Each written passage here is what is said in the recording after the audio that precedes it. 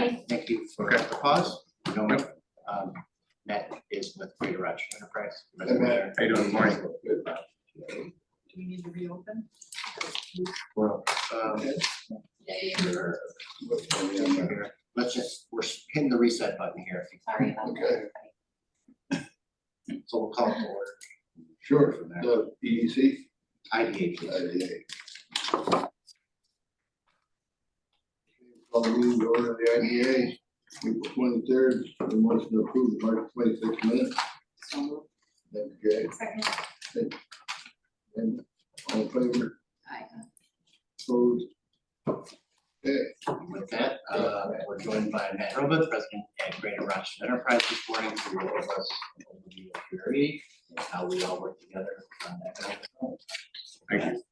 Good morning, everybody. Thank you for the opportunity to join you this morning. I will say it's a beautiful write-up.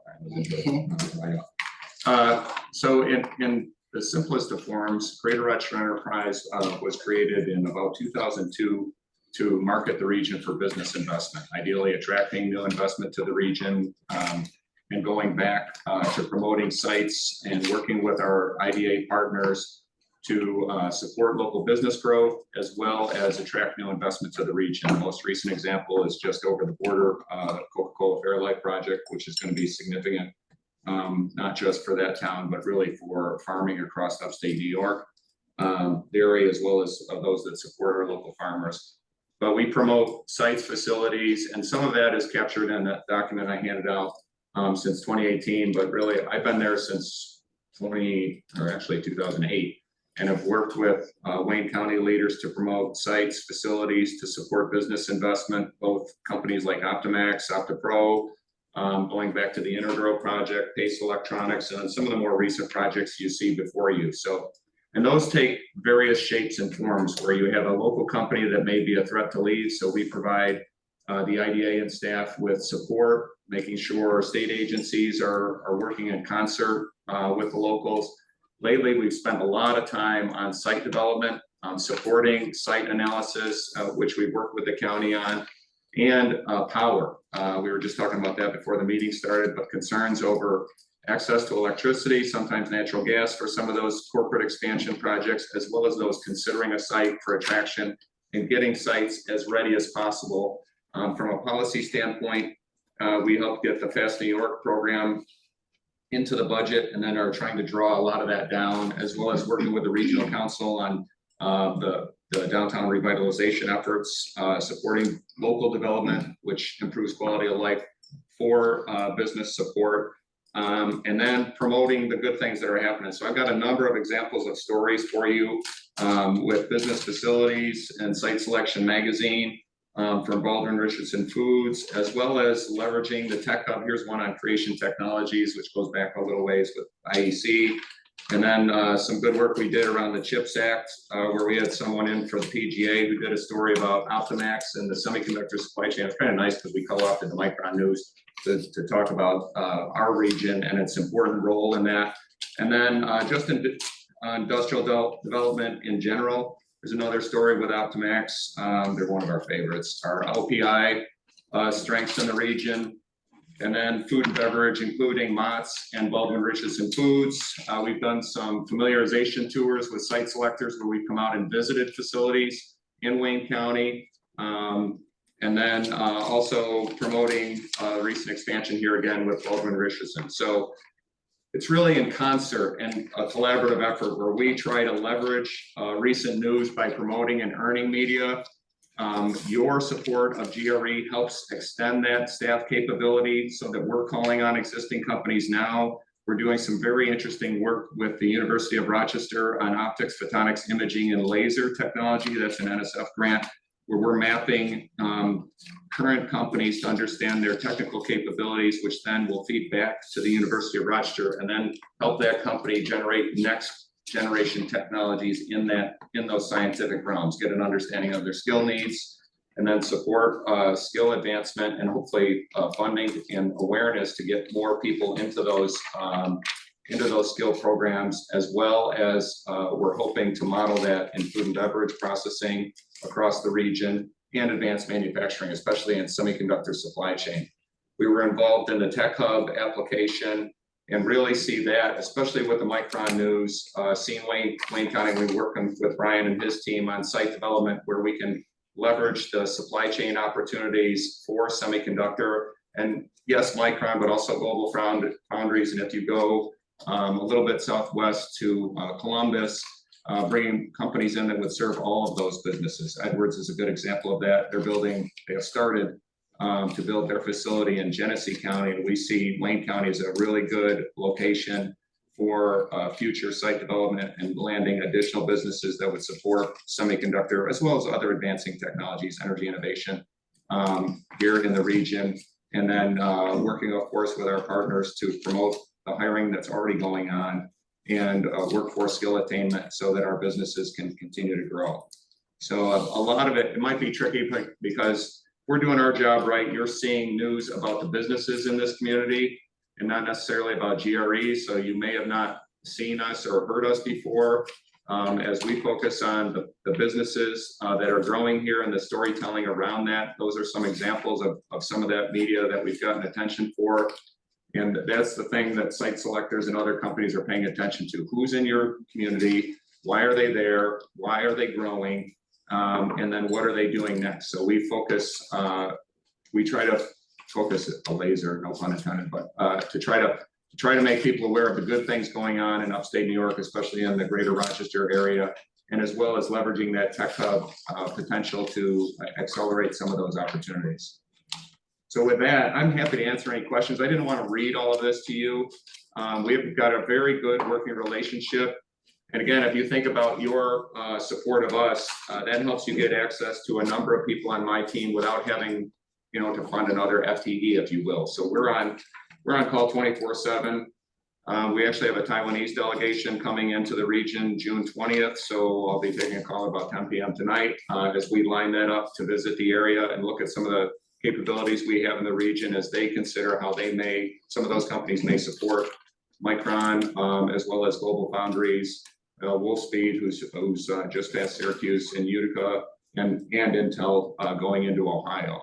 And that access to good sites, the close collaboration we have really does set us apart. We've got good modeling for workforce, for the connectivity that we have. We hear great feedback from that, both from site selectors as well as companies like Coca-Cola and Fairlife. Coke has never done a project that big, and we got some really good feedback from them. And staying in contact with Brian and his team is critical to what we do. And not just on the attraction side, but the small companies that are also expanding. We've got some information there on our economic gardening program where we serve companies that are $1 to $50 million in revenue, 10 to 99 employees. That provides strategic research information so that they can identify new markets and sell products and services outside the region, which helps them grow here, ideally driving revenue and hopefully hiring as they continue on. So we're always looking for companies that are in that space too. And it's a great post-COVID program. It's paid for by local foundations. We've had a lot of success with it, and it's even been recognized by the International Economic Development Council and Harvard School of Government as a best practice. Yeah, when companies come to New York that have not been here before, what are the top 2 reasons why? It's usually the scientific talent. So it's funny because some people ask us, pitch me on Rochester, or pitch me on Rochester, or pitch me on greater Rochester, pitch me on upstate New York. And we spend a lot of time listening. What's keeping you up at night? And if you look at where we're finding success now, especially on the attraction side, it's next generation technologies. It is feeding and we really took off during COVID, interestingly enough, where companies like Optimax are in that semiconductor supply chain. So they're working on things that big companies can't turn around quick enough, and leveraging innovation, taking advantage of material capabilities, talent, the region's history, if you will. And that goes into food and beverage too, where you saw craft breweries expanding, the wineries, apple production, and then new products and services that are connected to those assets. So we've seen good investment and interest in food and beverage processing, even tomato, the greenhouse capabilities, and leveraging that connectivity here in the region because we're close, good proximity to local markets across the US and Canada. And it is really the next generation of technology. Some of it is a lot of the attraction activity now is related to CHIPS and Science Act. I think that's where Micron helps a little bit, as well as some of the federal investments in what we call energy innovation, photovoltaic, manufacturing, material science. There's some on the battery side of that, as well as our legacy going back to fuel cell technology. Even though GM shut down in Honeywell Falls, companies like Plug are still leveraging that capability, and we've seen Ionomer, and we've even seen the recent news, it was in Monroe County, but Toyota is here doing lithium-ion battery research as well as fuel cell research. So that's a future opportunity. So then it's a matter of, okay, where can we build a new plant? And then paying attention to who's here. IEC is a good example of that, helping them connect, grow, and then supporting creation as they then bought them out. We're seeing a lot of activity in that space, merger acquisition, out of town, leadership moving to the region. So we're trying to stay close to that in the sense of who are these people? Do they feel connected? And are they aware of the resources that are around them to support the business? So how do you get that message out? Because I'm a small business in Wayne County. And, as I start to put technology on some of these pieces of equipment that I manufacture here, spraying at the tree level, very high tech drone technology. How's this marketed? Because obviously for a company like mine, I'm looking to expand this out. And I didn't even realize you guys have that type of service. Yeah. So we're missing that boat. Yeah. I mean, because I'm a business owner with several businesses here in the Tony, that's kind of the hard part. So we do a lot of what we do, our advertising budget, if you will. We're a nonprofit supported by the business community. So the tough part is we have to raise money to do the work, and we can't spend the money till we have the money. So we do a lot of digital marketing around our economic gardening program on LinkedIn, other social platforms, some Google. We've leveraged Google for some Google grant resources and working with our local partners. So we try to get out to local business associations, RTMA, New York Photonics, Tech Rochester, the Small Business Council, local chambers, and just try to keep that word out in front. The tough part is it's kind of like a collision shop. Until you need one, you might not realize where one is. So. And then we've heard it both ways. Economic gardening has the term economic gardening has been an interest to some, and then other people think it's about greenhouses. So it cuts both ways. right. But yeah, certainly call us. It's a great program. There's no cost to you, and it helps you identify those strategic markets to sell products and services outside of the area, which is really the sweet spot for economic growth. So yeah, our company went through the economic gardening process. Well, actually, we used it for a startup concept. I was blown away by how many different types of resources were applied to that, as far as market research and the quality of the work. And it really kind of helped us put us in a position where we got off the fence. And so we were entering into a segment that really isn't well developed yet. So there wasn't a whole lot of market history to look at. Yeah. So the amount of effort that went into it was really impressive. And I think that anybody that was looking at especially committing to a somewhat risky startup, it was a very helpful process. Oh, that's good to hear. Thank you. Yeah. And we do get good feedback in that National Center who runs the program, Chris Gibbons in Littleton, Colorado, gives us great feedback on the executives that we've got here. A lot of very smart people in this community. That's kind of our tagline, but they're doing some really innovative products and services. The tough part is we don't talk much about ourselves. So it's promoting that and kind of bragging about it. And I'll pick on the eclipse for a moment. The eclipse was driving me crazy because everyone's complaining about the clouds, typical. We had beautiful days. We got a beautiful day today. So there are a lot of good things going on, and promoting that is what we try to work in concert with you to do and make people more aware, because there are a lot of great companies here who are growing, doing some very innovative things, and often most people are not aware of it. So we do that nationally, globally to a degree, and promote the hiring and work on that storytelling, because that's what executives are paying attention to. Who's in your region? What are they doing? Why are they doing it? Why should we be here? And then that connectivity. And honestly, going back to the Fairlight project, that's what helped us beat Pennsylvania, was meeting with local executives. Aaron Tolfree joined us for that first meeting, and talking to local business people themselves, and understanding, why are you here? What do you do? And do you see us fitting in here was really, that helped us kind of get ahead of Pennsylvania on that. And the sites and other things are important too, but that business to business interaction is something, you know, and the connectivity we have in the region is really first class. So when you see new businesses coming in and you look at the, you know, area in your region, Mhm. where does Wayne County rack and stack? So, you know, as we invest in this organization, you know, Brian attends the meetings, Mhm. you know, how, what's the process, you know, so that we make sure that, yeah, we're not gonna be a good fit for everyone. Right, We know that, Right. right? But how and what can we do to make us more attractive, you know, as we continue our efforts here to grow this county? Let me jump in on that one. Yeah. So you guys have heard us talking about this, and I was gonna say, you know, marketing, promotion, all the stuff that Stacy does over there, and the big picture market, work that Jerry does. A lot of the stuff that I think we handle on a daily, weekly basis is really that lead generation and opportunities on the business attraction side. So a lot of what we've been doing is trying to get better prepared to react to those attraction opportunities. So it's the business partner analysis, it's refining the Resimplified platform on our website as an example of our ability to understand the real estate market, identify the right sites for attraction projects, and then making improvements. And I'll give credit to Jerry. They probably get less credit than they deserve. That Fast New York program at the state is really a game changer when it comes to shovel-ready site stuff. Mhm. We're just gearing up, and we'll talk about this later. What it gets into the nitty-gritty stuff, power capacity, distribution, water, sewer capacity has been a big one, that was wastewater in particular. So it's a back and forth, and then it's an exchange of lead opportunities, what companies are looking for as far as size of sites, the construction necessary to serve and react to those attraction opportunities.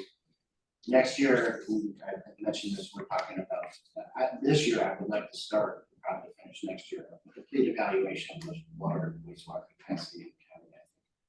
Having that real understanding of how we can serve sites today, not only allows us to be able to react and be better prepared to react to attraction opportunities, but helps us think about the future. What do we need to continue to grow, taking into account, we were talking about farmland protection, growing the right way, Right. making sure we're protecting the farmland and stuff. So I think maybe that's getting at your question. How do we Yeah, do it's better? like, exactly, how do we do better together, Yep. right? So the whole point is we're part of GRE, right? And looking for the value, you know, as we should, as a board. And it's just kind of how we're working together, are we working correctly together, and are you getting what you need as an organization to put us on the table? Yeah. You know what I mean, as a spot to. Yeah, set up I think we are. We've got a very good relationship. It goes back to, you know, using the Zoom Prospector tool. So we host a site and tool on our website, so leveraging that. And then it's a lot of communication. So it sounds easy, but these opportunities, so we get 24 to 36 hours to respond to a Deloitte, Ernst & Young, whoever it may be, and we have to we provide as many sites or facilities in the region that fit that requirement as possible. And then we have to make sure that it really fits, because that's the last clause on a Deloitte RFI, which is about 70 pages. If you've submitted something that does not fit this requirement, we will blacklist you. You're wasting our time. So we're a little bit OCD about that, about making sure that you really have no wetlands, that you have the power capacity, and that's become a new dynamic. Labor, recent updates on business investments or contractions in the region. So we're built for that, so we can populate that pretty quickly. But then it is touching base with the staff here to make sure we're up to date, because things change so fast. Is this company still there? Have they expanded? Do you need support? So I think we have a good relationship there, but it is about getting sites ready. So that's the biggest thing we're working on now is talent, getting more people into the talent pipeline and making that easier for people to understand what skills are needed now and into the future. I just met with Vice President for MCC, so we're feeding them skill information and supporting the expansion of the optics program and FLCC's work and so forth. And it goes beyond just RIT and U of R. We love them, but there's technical training across the region that is important. And then it's keeping up on sites, working with our local communities to understand that you need to be zoned appropriately before they show up, one of my favorite lines is, we had a site selector here who's one of the best, who was in a different county, but he said, you say, if I come here, you will give me access to that highway, and if is a no, you're out.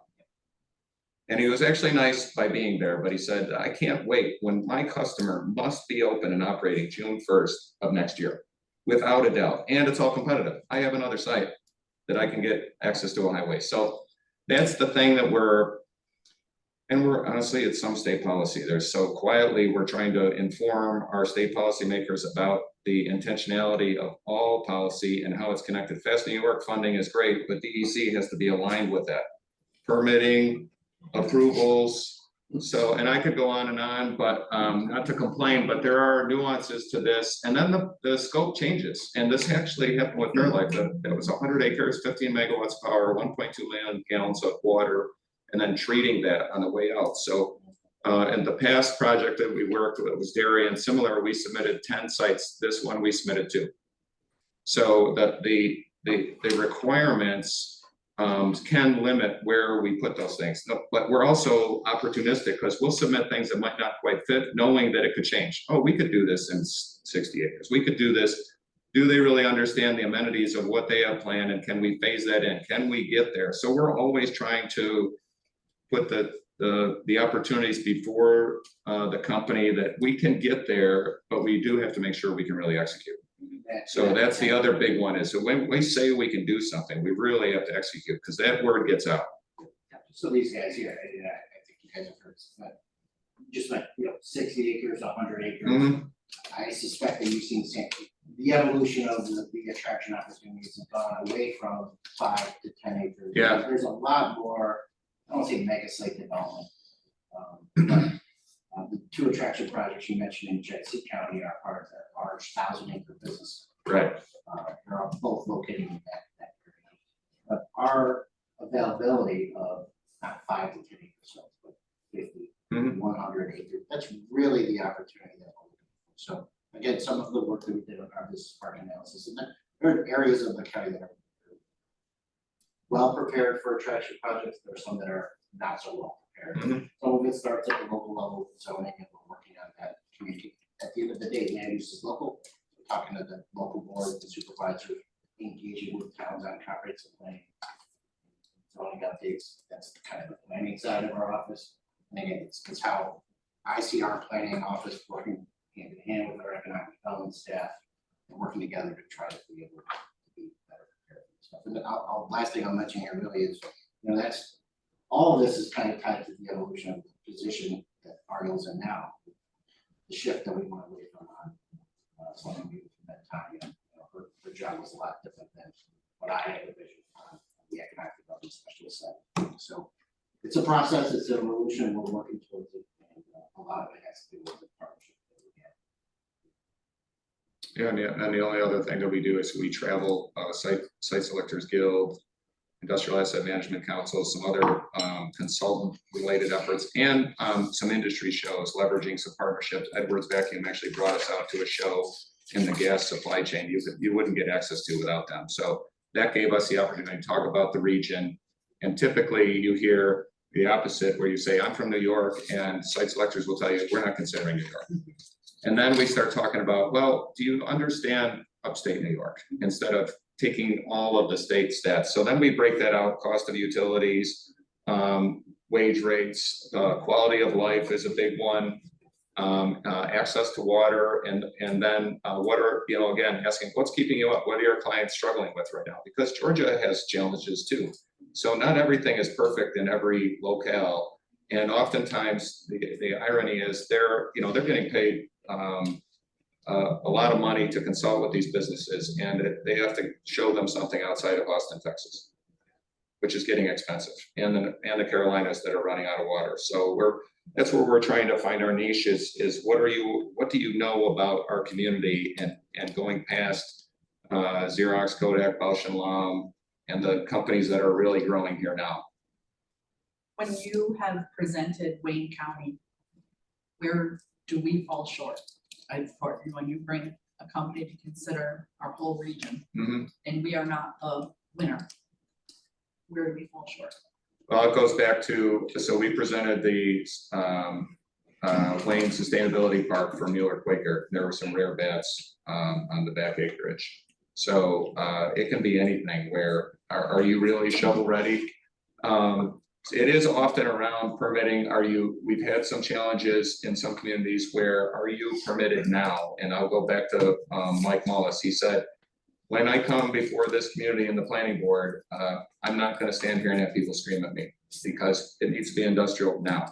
Yeah. I don't wanna, and this is becoming an issue everywhere. It's not just here, but the zoning permitted, do they understand that this is industrial? You say it is. When this thing turns on, it's gonna be like a Christmas tree in their backyard. Yeah.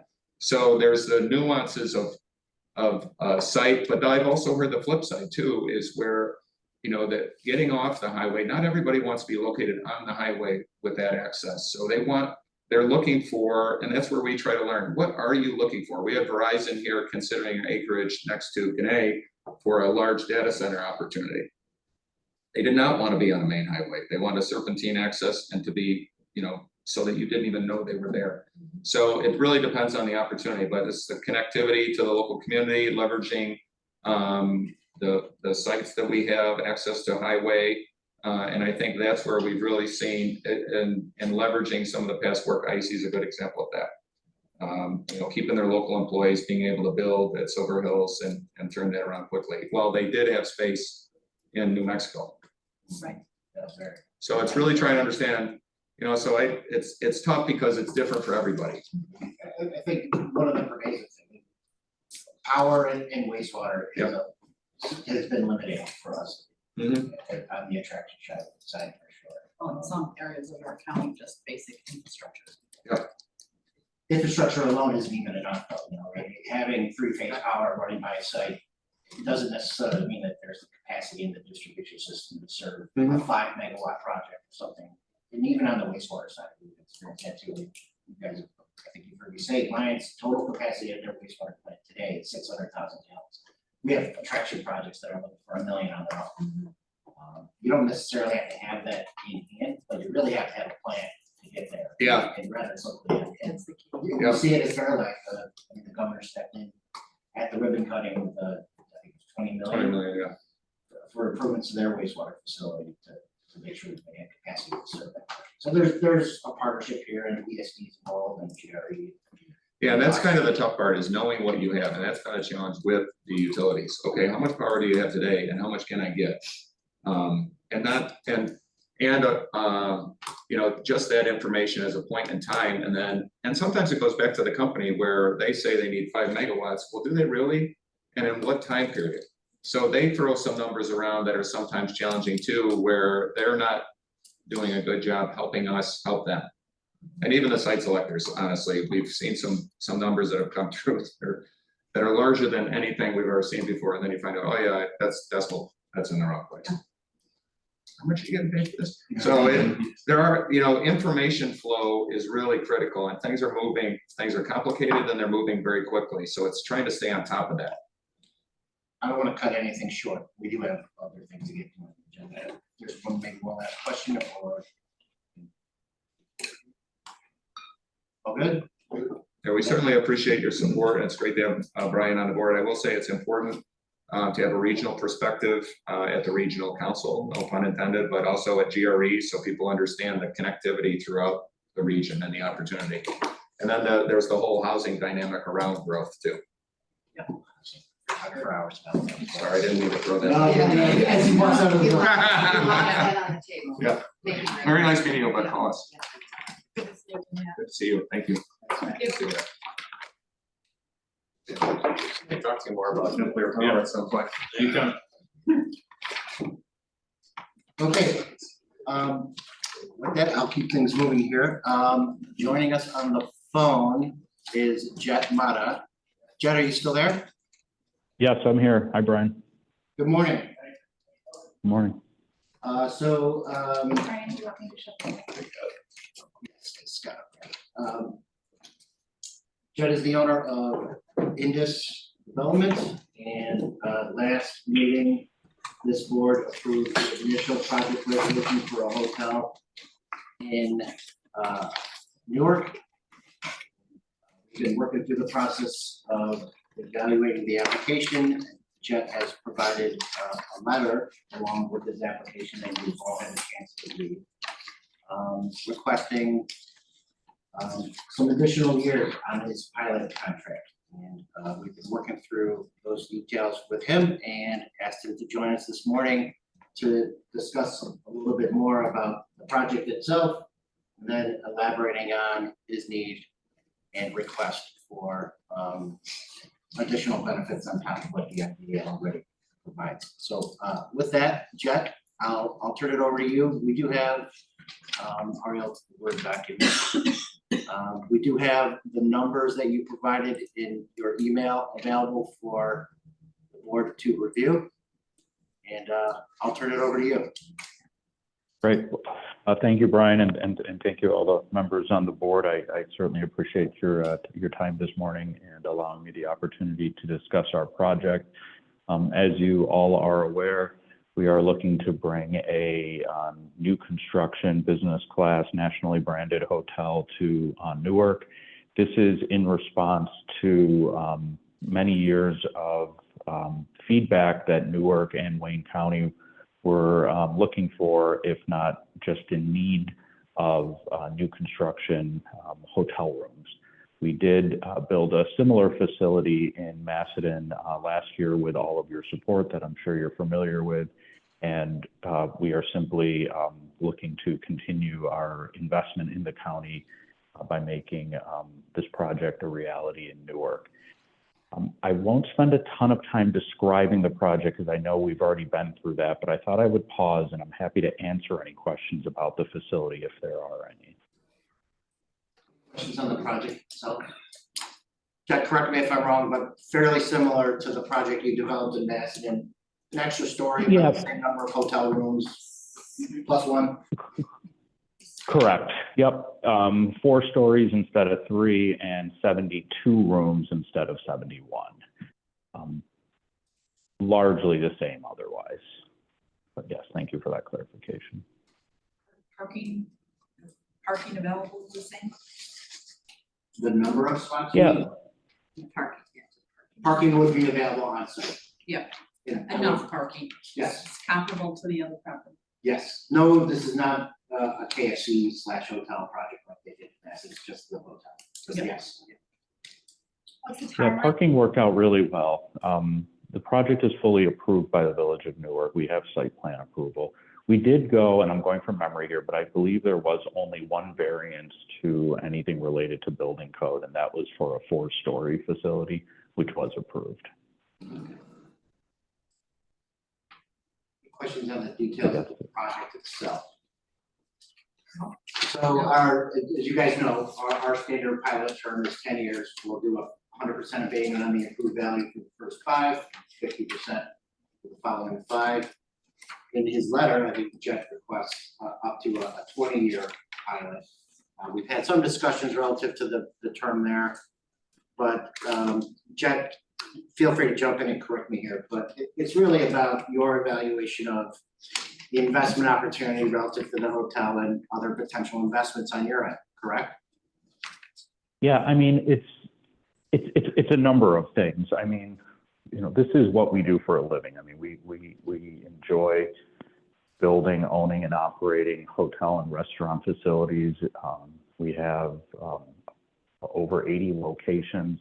We employ thousands of people in the region, and it gives us a lot of joy to grow our business and pursue our passion. And one of the best parts about us being able to grow in a contiguous manner, as we are hopeful to do here, like going from Macedon to Newark, is we're able to promote people from within. And it's just been probably our secret sauce and something that's just really worked really well for us. So the opportunity to go from a front desk to an assistant manager to a general manager to a regional manager or work in our corporate office, we have all of these terrific stories about it. So that is what is most important to us. Beyond that, there is a business and an investment and, you know, things like return on investment and what can we get, whether by making these types of projects or developments come to life versus a money market or a bond or a equity investments, something of that nature. But even one more step into it, as you all are aware, these hotels are, financed with local banks, and whether any bank, they have this similar, if not the same requirements, where the debt service coverage ratio is anywhere from, 1.2, maybe 1.25, 1.3. And, candidly, the numbers just need to work. It has never been harder. I don't need to tell anybody about the inflation or the interest rates basically doubling over. Interest rates have doubled, it feels like, over just the past couple of years, maybe even less. I'd have to look it up. And construction costs are up double digits even from last year. And we're seeing things that are 50% higher to build than pre-pandemic. So it's challenging. Now the good news is the region has recovered very well, and hotel occupancies are similar, slightly below where they were in 2019, but very, very close. But rates are up a little bit. So it's like the business is kind of back, but the costs are just up so much. So, trying to get this done and working with Brian, just kind of thinking it through and having a similar conversation, we developed a equity return on investment, which really kind of will make or break our ability to do the project, whether it's an internal hurdle rate for our cash or frankly, just the bank and regulations. So I would like to maybe spend a few minutes on that. I think it speaks for itself. It would be a logical extension from the application we've submitted, showing the equity we're putting into the project, and then how the equity return on investment flows with no pilot, a 10-year pilot, and a proposed 15-year pilot. And I think what you can see is really the 15-year pilot starts to get to a place where we can make business sense of this investment, whereas the others are really pretty modest. And the first one, candidly, doesn't work at all. I mean, no, Can I ask you a question? it would trigger default with the bank. Yes. So your 15-year pilot, how is that looking to be structured? So we know the 10 years and 100% of beta first 5 years, and then 50% the next 5. What is your 15 for your pro forma look like? Yeah, that's a really good question. I wish this chart showed that. It is 10 at 0 and then 5 at 50.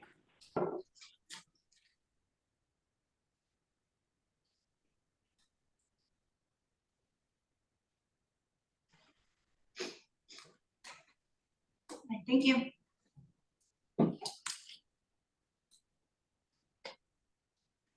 And what you're seeing why the ROI increases is over time.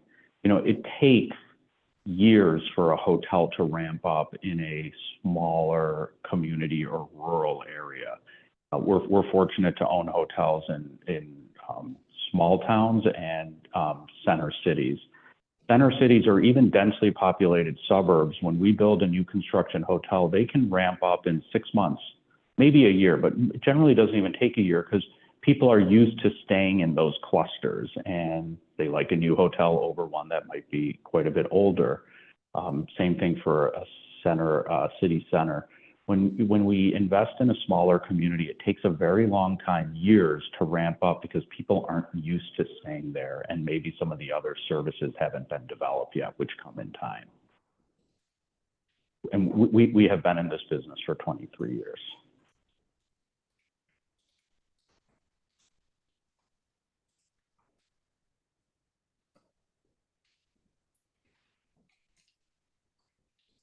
Yes. Questions for Jen?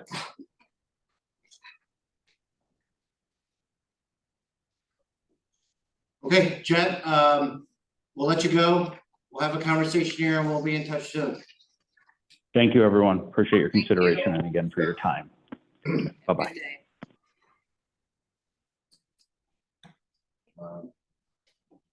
Someone would make a motion to go to an executive session. So moved.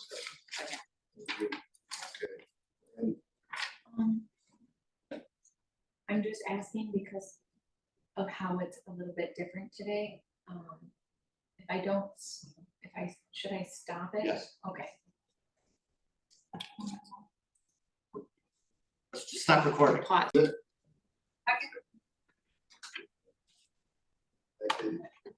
Thank you for the discussion. The next item on our agenda is an initial project resolution for the application from OptiPro, also known as Brightside 08 LLC, which is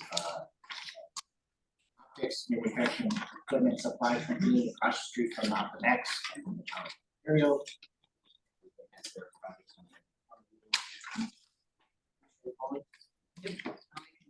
Second. All in favor? Aye. Opposed? Next item on the agenda is the board has asked for engagement letters from our council, which have been provided, detailing terms associated with their services. Has any questions, John?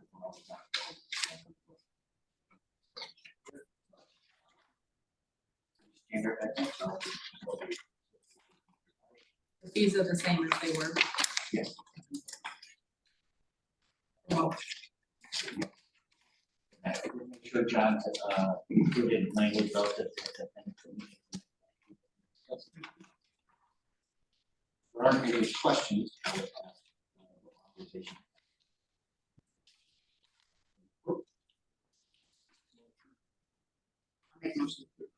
just discussion. You normally bring this Yeah, to us? Okay, based on our other Yes. discussions. Okay. I think came in. Yep, you got a second? I didn't second, but somebody did, right? I mean, which means somebody did where discussion Was was. it Scott? We can continue that discussion. All in favor? Aye. Opposed? Hold on, Ken has. we, yeah, that's the second we have discussion. So, with the, sorry. Hourly rate ranges for Harris Beach, again, not to beat a dead horse, but $350 to $800 for partners. I don't know, I mean, it's just, it's shocking, so I've never. Seems like it's a blank check. Yeah, I thought the same thing, it was a big range.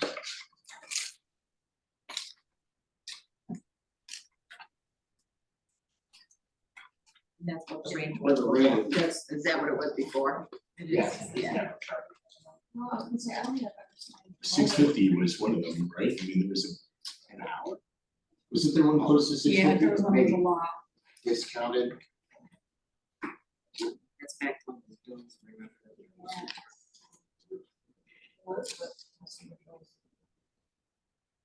Never tried.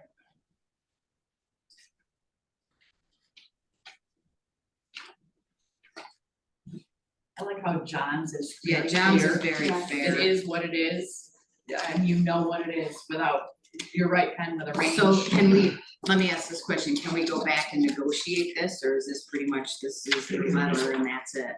We're gonna work with partners that are in the 350 bucket, not the one with the 800. Yeah, give Well, us then a you could list go to of- 200 to 350, I don't know where the one is we use, but. Is he a partner? No.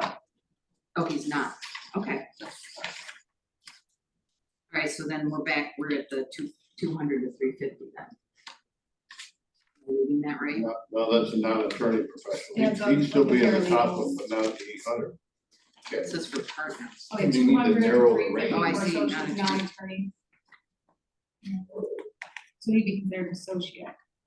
That's Not what I'm partner. saying, that's what I'm So saying, so 200 200 to 350. Because we don't use, he's not a partner. But he's also an attorney. Yeah. I mean, we are, well, okay, I mean, I don't wanna. You guys rely on staff to utilize counsel as needed in appropriate fashion. Some of it comes down to trusting the judgment of the staff relative to how we utilize the attorneys, costs associated with what we're doing. There's some complicated things going on. The Ontario Midland property potentially transferred from the county is complicated. I've never seen a bill, at least to my recollection, and I'm pretty sure I'm right, where they have charged over whatever trustees, general, 3 something, doesn't matter where it is. And in fact, it's discounting quite a bit, fair enough. I don't think the question was how you guys utilize staff. I think you get the attorneys when you need the attorneys. I think it was on the back end that everyone was concerned about, that people were getting charged the higher the higher rates, the higher prices, and kind of who decides what level of counsel is necessary at that point. I don't think there was ever anyone that was. Well, okay, so Who what, would I use mean, the counsel this is their appropriate engagement letter with For the whole us thing. for services relative to what they're providing.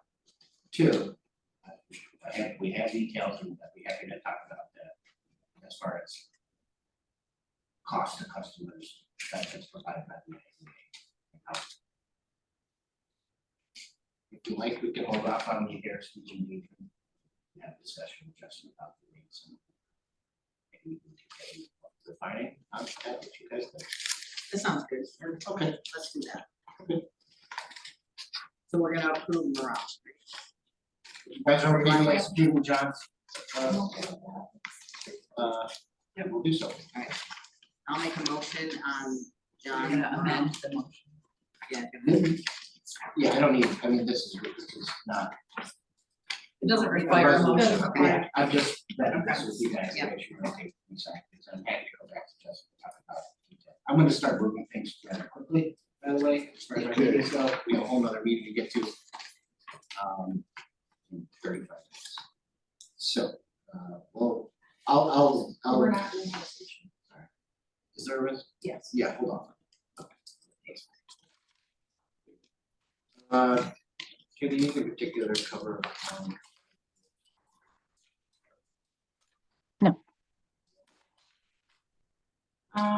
No, only thing for the IDA, your chart looks a little different this month. We added, just kind of like a comparison, see where we've been, what it looks like, so it's per quarter for the past year. So if you guys like this kind of structure, I can stick with that. If you guys want something different, see, tell me now, but that's like the new chart. I like it. I like it. Yeah. I like it too. And then, next one is budget versus actuals. We're at 26% of our budgeted net income for the year, which is increased from 18% in March. We're doing good through, middle of April.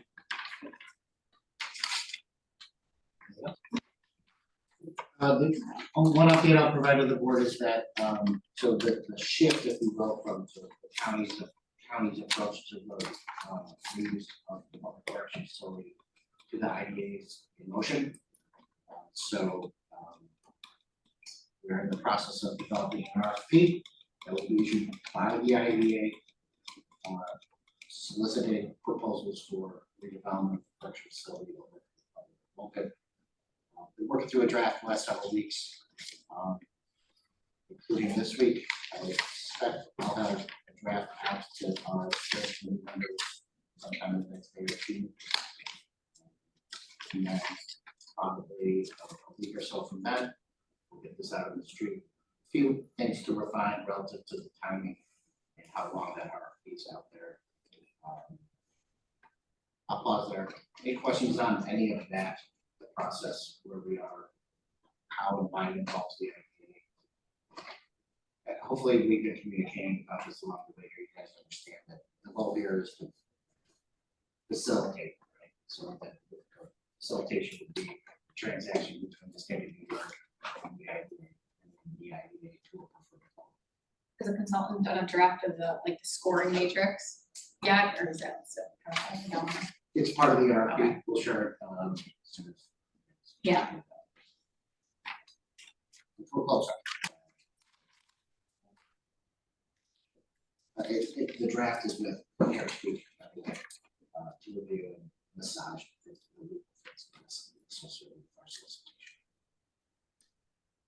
Questions on that? I don't have any other business unless there's something else. Under other business, it's considered new business, right? Okay. Listening to Matt this morning, I really think that it would be in our best interest to have a joint meeting with the planning board, the board of supervisors and the IDA, some type of a strategic planning, a vision, because I really appreciate Matt's message of the shovel ready or I feel like everything he talked about is about the vision and where we're going in the future and are we planning? And you even said it, Brian, it was your comment, it's like, yeah, we ought to get together because you oversee the planning. We are not the planning, but the planning facilitates and supports the businesses that are gonna come to the IDA. And I just feel like cohesively, we should have more time or focus together. County planning board has to approve this. Yep, the planning board and. County planning board is reviewing referrals from local municipalities. There's a requirement in general school. Not necessarily planning, if you will, from the county. Right, but the comprehensive plans that you mentioned, They're local. right? Which is, But which those are- each town Each town's supervisor, supposed to have one. It's Yeah. supposed to be updated every 10 years. The issue becomes, in a lot of cases, payments that nobody wants to change it. I know. So. Tom. That's That's what I'm suggesting. But also, is- so comprehensive planning, my suggestion to municipalities would not be every 10 years, probably not be every 5. Yeah. 10 years is a really long time to have a plan in place, and like. But you can have 2 road terms pages change. also, the state of title, as long as you got an updated plan, you got 2 There's pages. nothing in the law that says municipalities are required to have comprehensive plans or do comprehensive planning. I just think that we should have a more, some type of a strategic planning or something where all these parties are together. So to go along with what you're saying, I think that to start off, you need a detailed water and sewer plan. Because we've never really talked to the water authority.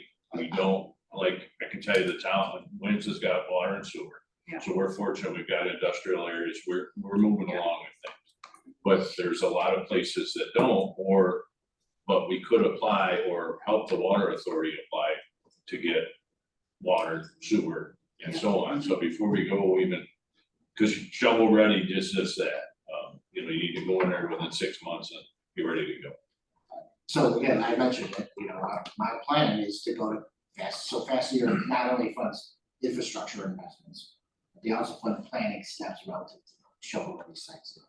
I'm fairly confident in vetting this with some of the staff associated with that program, that we could get funding to do it's not just, it's a capacity study, but it's also an evaluation of what would be necessary to accommodate economic development. So I have an idea about how much it would cost and how to fashion an application to the state as part of it. I would encourage everybody, so I'm very purposeful in our department's annual report, which everyone has a copy of, to making those connections. I wouldn't call it a strategic plan because as the planners, is a very specific terminology. Not to mention comprehensive plans, comprehensive planning. Hyper local, Monroe County, by the way, attempted to do last year or 2 years ago, a county comprehensive plan and got in trouble, right? It's because at the end of the day, land use is local.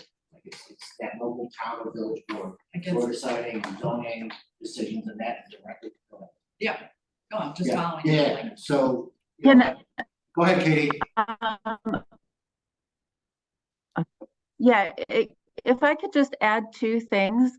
Pam, I'm doing some of those things in some ways, and then hopefully we can pull them together to create that strategic plan for the whole county. So for example, Brian, with one of our planners a few years ago, applied for funding to do a DOS grant for GIS services. And one of the things that the GIS manager is doing right now with our planning department is to get all of the zoning together comprehensively for all of the towns. That's a very big undertaking, and it's one of those ways to really understand. One of the things that Matt did mention is that, if you have an industrial district, is it all zoned industrial? Because you need to have that before you present it to a site selector or a business that might be coming in. So that's one aspect of the puzzle that the GIS manager at the county and the planning department are currently working on, which is a great step. Another thing, just to sort of tease for the next meeting, our WEDC meeting is also going to be proposing an application which helps create a coalition to address code issues. We've done a derelict property study with the planning department, but now we're pulling in WEDC and the land bank and all the brownfield work to enhance that as, again, another opportunity to pull things together. We're looking at the codes, again, across the county to identify, one, what properties might go on the tax foreclosure list, or are there ones that we can address and get, into a better shapes, then they don't have to go through the tax foreclosure list or not have code violations anymore. So those are some of the things we're pulling together. Same with the business park study that we just finished and the comprehensive housing plan. What I think Brian has been doing is he's been pulling sort of focused topics together in the hopes that then we can create this holistic plan, the strategic plan for the county. But you are right. I do think we have other measures we need to look at as well. And the idea of talking with the local municipalities and understanding some of the, things that will help with, all right, we have industrial here, we have agriculture here, we have housing here, and how to really create a good comprehensive approach through the whole county. So yeah, I do think you have a good point, and I think our next meeting will identify one of the things we're trying to do as well. Yeah, it's definitely been a kind of topic area, kind of focus. I say it to staff, like, pulling these threads together. How does it impact or help drive decision making, whether it's countywide or local? We have applied twice to the Department of State for what I think I call the Smart Growth Strategic Plan, which isn't a comp plan, right? It's comprehensive planning and zoning is global, but how do we help? And really, what is the role of the planning department? It's kind of informed decision making. GIS is part of that. What is GIS? I'm sorry. It's okay, Geographic Information Systems is the acronym. It's digital maps, but not just digital maps, right? How do we use data and map it to tell a story, or see if there's synergies, or how does housing values overlap with taxes, health? It's like a limited correlation. Property values and police calls or responses. And I mean, we could go on and on and on with what you can do in GIS to help inform decision making. Yeah. So, the housing study, the ag and farmland protection plan, business park analysis, water and sewer infrastructure study, derelict property study, brownfield inventory. We're doing all these things. How do we get it all together to help paint the full picture and help decision makers? Is part of what I've been looking to do. Yep. It's a process. It does take time. Hopefully along the way, the park and recreation plan update, by the way, we're looking at it too. But pulling all these things together, I have one of our new planning stuff working on with community programs, which is a step in that direction, which is like pull the information in as local as possible to help kind of at least set the baseline. And then the question is, what's next and what are we doing? Helping, frankly, at the end of the day, it's encouraging development and investment in the balance of rural character. How are we doing that? How are we encouraging the Tony's point about water, wastewater? Also, I'm gonna come back to housing at some point. Housing, Because we can get the investment, do the water and sewer studies, but when people are looking to move here and they find out we're gonna dig a well. Yeah. And that's, put in a septic, good luck. Coming from the city to that, you're not gonna get, Yeah. I think that's gonna be, I think we underestimate the challenges we're gonna have with some of that, basic. I would love to continue the conversation. I'm gonna get us out of this I'm meeting so- and then you see what Okay, through that sounds business good. and then we can get in. Unless there's anything else. Motion to adjourn. So moved. Thank you. All right, we do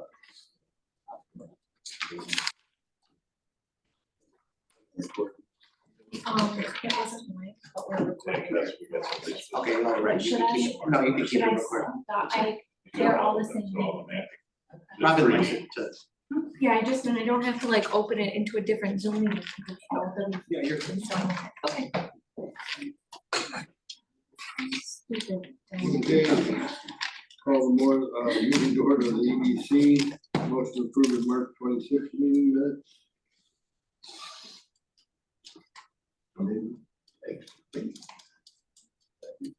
Anyone want to Okay, Meeting minutes, Yes, please. please, you were here. you want Okay. first, second, Second, Tony. sorry. Who's on third? Get ready. So, the third item on the agenda is what Katie was referring to. So, New York State Pollution Prevention Institute out of the Rochester Institute of Technology offers grants for projects that impact the environment. And, well, Katie, you wanna present this or? I can Oh, keep- yeah. Go Yeah, ahead. so the NYP2I, this program is through RIT, and it is available for nonprofits.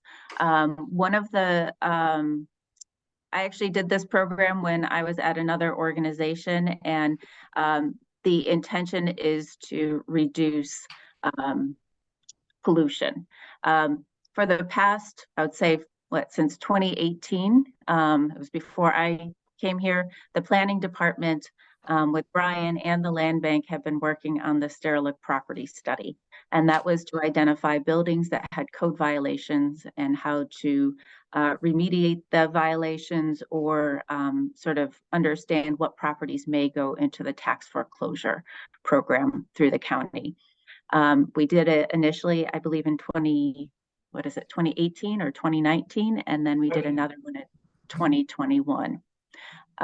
So we did an update in 2021 to sort of see the trend, see what properties were taken off, which properties were put on, which ones remained in the with the code violations.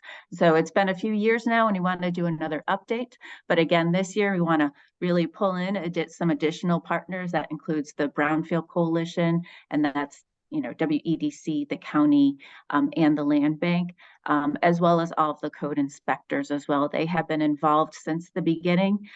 There are some new code inspectors recently this year, so this will be a great way again to sort of reinvigorate all of the code inspectors and to work with the code inspectors who have been involved since when we originally started doing this. Good application. Yeah. Motion. Second. Okay. All in favor? Aye. Table the resolution for the engagement letter.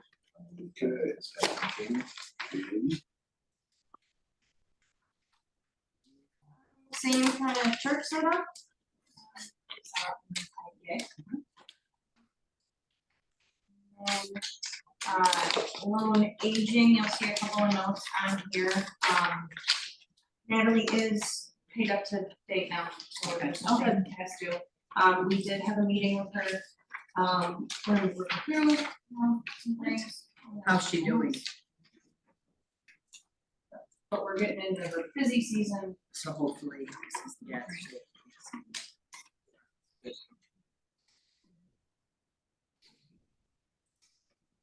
There were, if you will, I think 3 or 4 different parts of this business that we were working through, the lawnmower repair. Right. Definitely.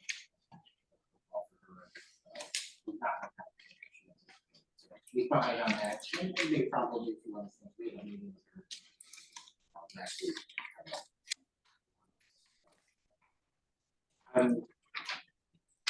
She seems like she's getting her things in order. The way that she presented where she was, where she's going, and where she is today, I thought made a lot of sense. Describing the passion, I feel sustainable. James, what she's come out. Behind on reporting information. She's taking a little more time. We're continuing to monitor her.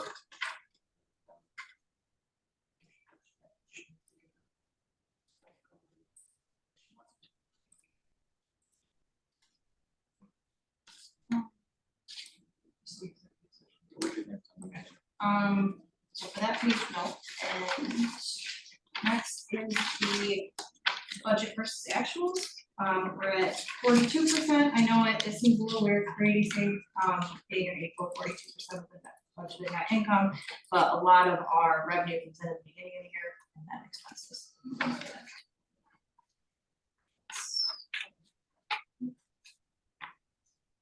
We'll take a motion. Second. Thank you. We're in. So, Please, good. Okay. okay, there, yeah. I had to go to the conference. Yeah, we're getting close. Yes, I know we had a couple hard stops at 11. Thank you for the time this morning. I'll stop there. Happy to discuss or elaborate on anything. Good, motion adjourned. Motion Yeah. adjourned. Again, You don't like Tony, to can I second that? Yes. Thank you. Thought I did. All in favor? Aye, aye, aye. Thank you. Just quickly give them a. That's right. The weather cries. Yeah, so. Thanks. We're